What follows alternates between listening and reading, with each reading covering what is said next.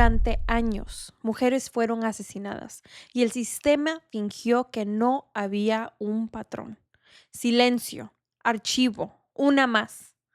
Por eso el femicidio tuvo que existir como crimen, porque no es lo mismo matar al azar que matar desde el poder. El femicidia no elige cuerpos, elige a una mujer, la controla, la aísla y la amenaza. Y cuando siente que pierde el control, la mata. En el femicidio casi siempre hay historia, violencia previa, miedo normalizado, denuncias ignoradas. En Ecuador, el femicidio fue reconocido como un delito recién, en el 2014. Fue el resultado de una sociedad que normaliza, que minimiza, que mira hacia el otro lado. Un caso que sigue abierto, una justicia que aún se busca. El caso de Ibis no se cuenta para señalar una ley, sino para evidenciar una realidad que sigue viva, una sociedad que duda de las mujeres, justifica al agresor y guarda silencio para no meterse en problemas. Mientras el machismo siga siendo tolerado, ninguna norma será suficiente. Y la historia de Ibis seguirá repitiéndose con otros nombres. Esto es Intense Talk y yo soy tu host, Steph. Este episodio habla de femicidio y violencia de género. El contenido puede ser sensible.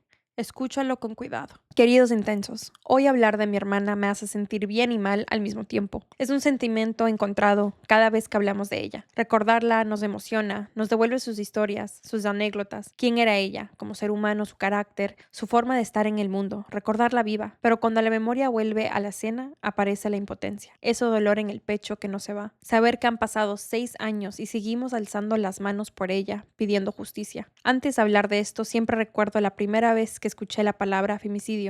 Pensé, qué pena por la chica, qué pena por su familia. Y seguí con mi vida, nunca asimilé la de verdad, nunca imaginé que esto podía pasarnos a nosotros. Creo que muchas personas creemos que estas historias le ocurren a otros, a familias disfuncionales, a hogares violentos, a contextos lejanos, a realidades que no se parecen a la nuestra.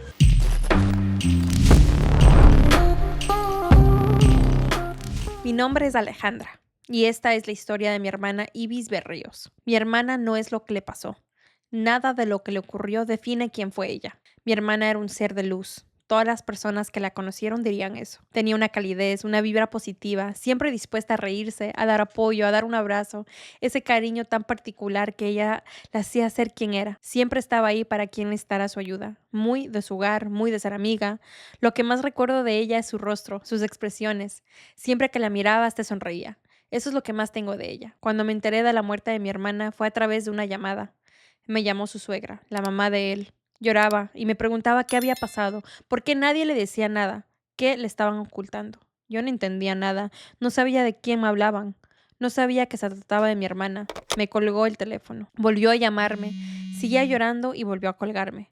Yo seguía sin entender qué estaba pasando. Después me llamó su hermano y fue ahí cuando me lo dijo. Alejandra, tengo que decirte que tu hermana murió. Dicen que se trató de un suicidio.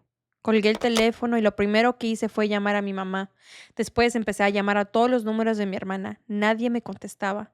Le dije a mi mamá que necesitaba que venga a la casa, que algo estaba pasando, que no sabía exactamente qué, pero que había pasado algo con mi hermana. Le dije que teníamos que viajar a Santo Domingo. Vivíamos a 2 horas y media, casi 3. Mi mamá salió del trabajo y venía en camino cuando volvió a llamarme el hermano de él.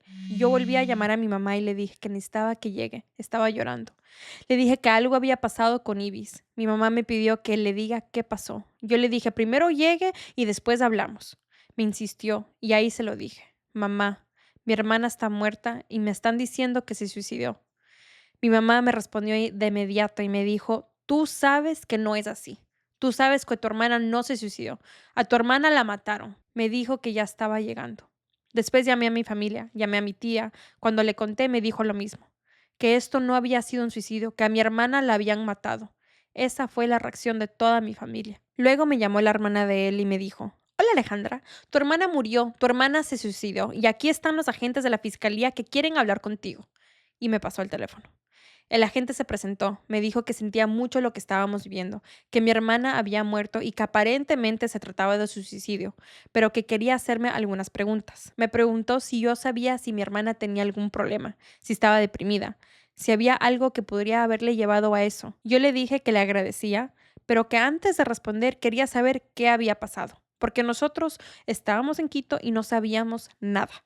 Entonces me contó que el esposo de mi hermana, cuando llegó a casa, mi hermana estaba en el piso ya muerta, que los paramédicos dijeron que llevaba entre 3 y 4 horas de fallecida, que había una cuerda que había sido cortada y que la suposición era que ella se había colgado, porque cuando ellos llegaron ella ya estaba en el suelo.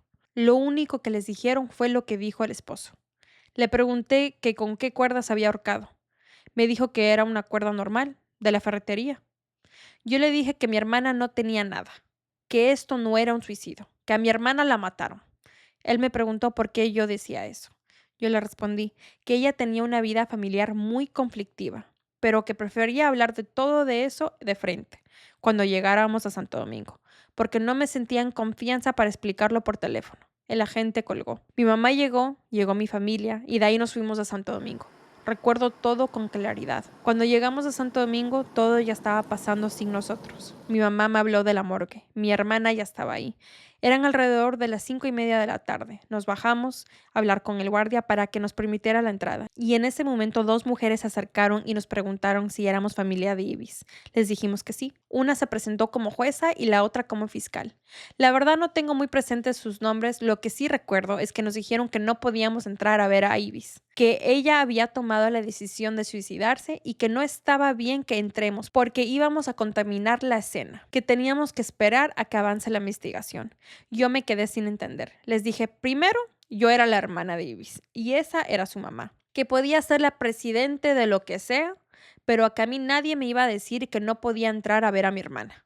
Primero, porque necesitaba identificar que en efecto era ella. Me acerqué, le posé la mano en la cara y le hablé de frente. En ese momento no sé cómo me vieron, pero después mi familia me contó que yo me lancé como un tigre, que parecía que iba a golpearla. Yo solo estaba protegiendo a mi mamá, la ignoré y seguí. Mis sobrinas se pusieron al frente como haciendo un caminito apartándolas para que ya no puedan hablar ni interceder. Yo procedí a hablar con el guardia, le dije que éramos la familia, que veníamos a hablar con el médico y que nos estaban esperando. El guardia nos dejó pasar. Después sacaron el cuerpo por una puerta metálica. La sacaron en una camilla. Yo estaba con mi mamá. No fue el shock lo que sentimos. Estábamos en modo detectives, observando todo, tratando de entender qué había pasado. Lo más impactante fue el rostro de mi hermana. Sus ojos, su cara estaba súper pálida, hinchada. Tenía el ojo derecho un poco morado. Tenía sangre seca en la nariz. Se le veía parte del pecho porque tenía una sábana encima. El cuello estaba un poco girado, la cabeza inclinada hacia un lado. Su cabello daba la sensación de estar mojado. Tenía el moño desarmado, como cuando te jalan el cabello y el moño se queda en las puntas. Mi hermana tenía el cabello largo, hasta la espalda. La expresión de su cara era de angustia, de dolor. Eso fue lo primero que me impactó, que nos quedó. Y aún así seguimos en modo detectives. Lo primero que hice fue mirar su cuello. Su cuello estaba completamente blanco. No había marcas, no había rastros, no había absolutamente nada, ninguna señal. Cuando te dicen que alguien estuvo colgada, que llevaba alrededor de 4 horas de muerta, que estuvo suspendida hasta que le encontró el esposo, tú esperas encontrar un cuello marcado, lastimado. Peor aún si te dicen que fue con una soga comprada en una ferretería, una cuerda dura. Yo esperaba ver un cuello destrozado, pero no había nada, ninguna marca. Yo iba a bajar la sábana para tocarla y el médico me dijo que no la toque. En ese momento me dijo que iban a entrar a hacer la autopsia y que nos pedían un poco de paciencia, que luego nos llamarían para hablarnos de los resultados. Salimos. Mientras salíamos nos encontramos con un sargento de la DINASED y otro compañero. Se presentaron.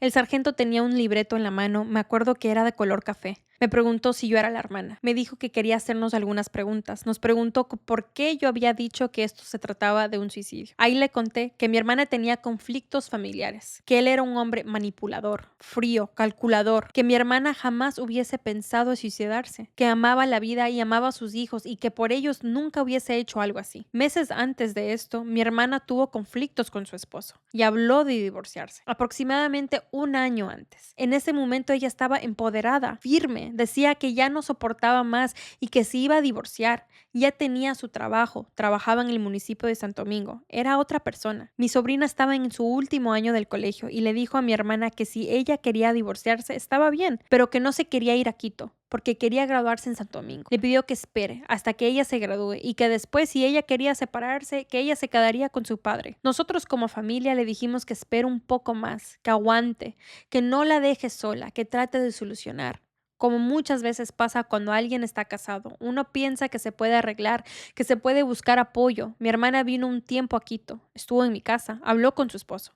Él vino un domingo, hablaron, y ella le dijo que le iba a dar la última oportunidad. Le dijo que tenía 6 meses para cambiar, hasta que mi sobrina se gradúe. En ese tiempo él se convirtió en el hombre maravilloso, pero corazones vemos, caras vemos, corazones no sabemos. El 14 de mayo de 2019, mi hermana fue estrangulada. Cuando entramos a la autopsia, el médico dijo claramente que se trataba de un homicidio, que la causa de muerte fue estrangulación, por mano o por brazo, que no había ningún rastro, ningún surco, ninguna evidencia de que su cuello haya sido manipulado con un objeto, que nunca estuvo colgada, que había rastros de defensa, que tenía un golpe profundo en el pómulo derecho que se lo trituró, un golpe contundente que no necesariamente fue con un puño, que tenía moretones pre y post-mortem en todo el cuerpo.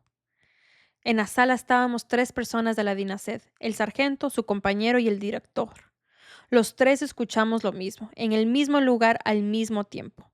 Yo pregunté si los rastros de defensa estaban en las uñas. Me dijeron que no necesariamente. Luego me hicieron salir. Me dijeron que espera afuera porque iban a hacerle un examen a él para ver si tenía rasguños o otros indicios. Me sacaron de la sala. No tenían minutos en el celular y yo les presté el mío para que hablaran con el fiscal. Escuché parte de la conversación. Hicieron varias llamadas. Pasó alrededor de 1 hora. Mientras estaba afuera vi que el sospechoso principal del asesinato de mi hermana hablaba con su tío.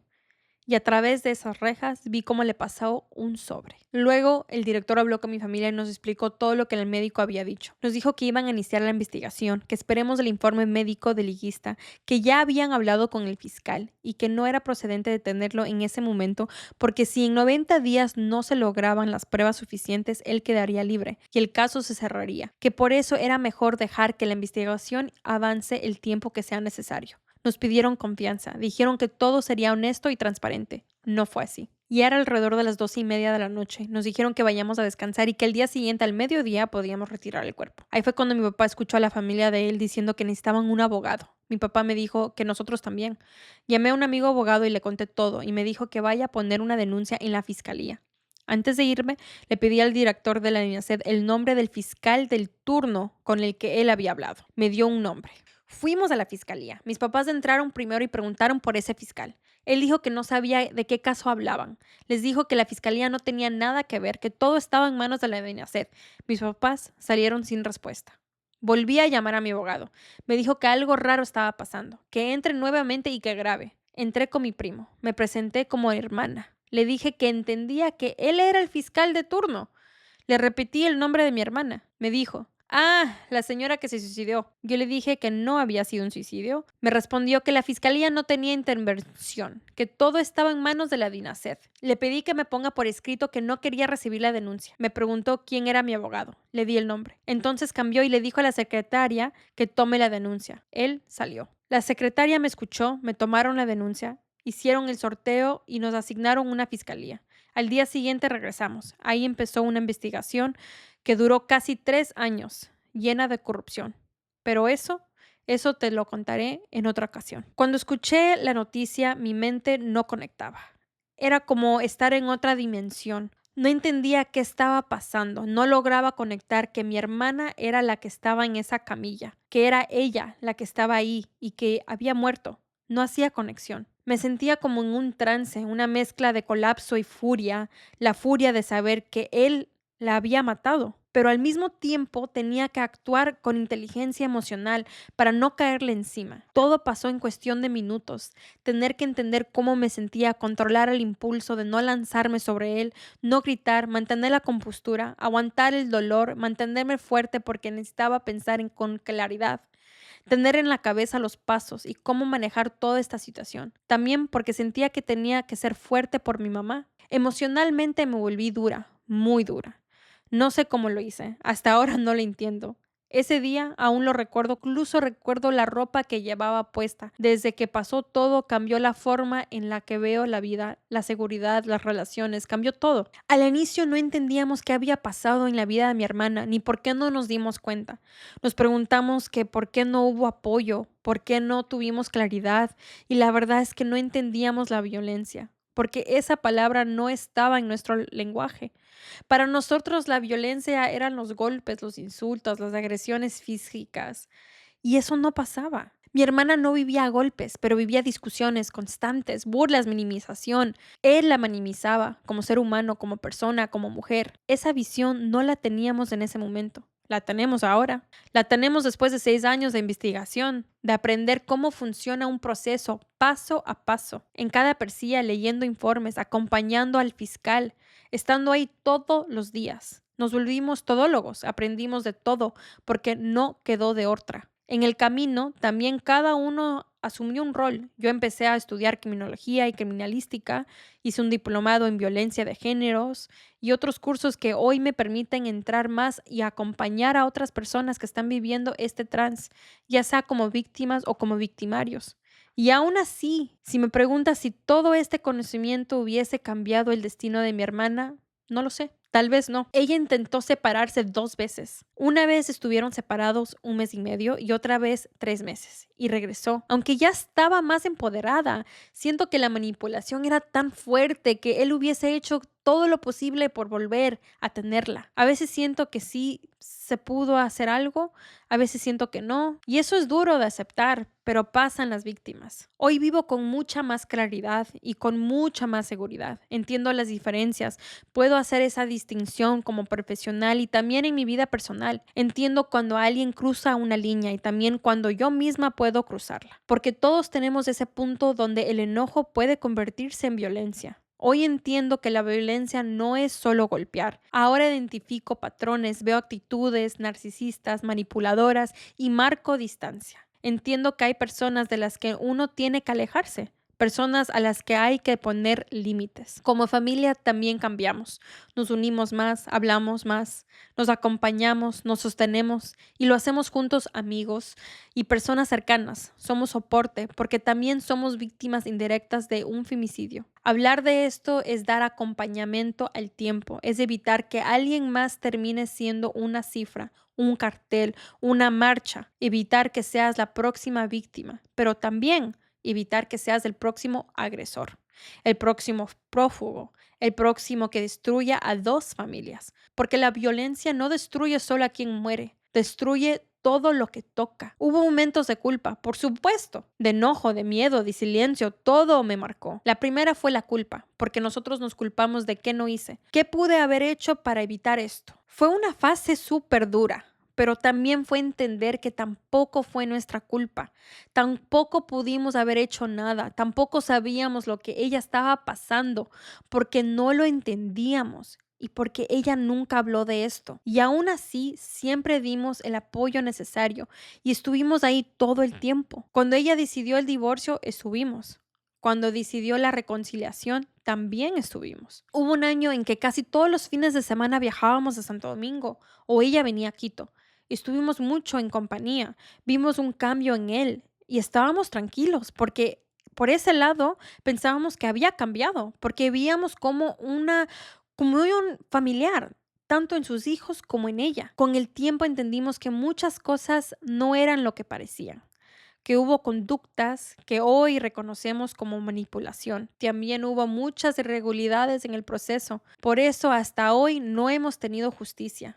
Él salió del país y actualmente está fuera, se quedó con la custodia de sus hijos y se cortó toda comunicación. Ya van a ser casi 6 años sin contacto. Eso nos ató de manos. Antes de que el proceso avance, se fue del país y se llevó a los niños.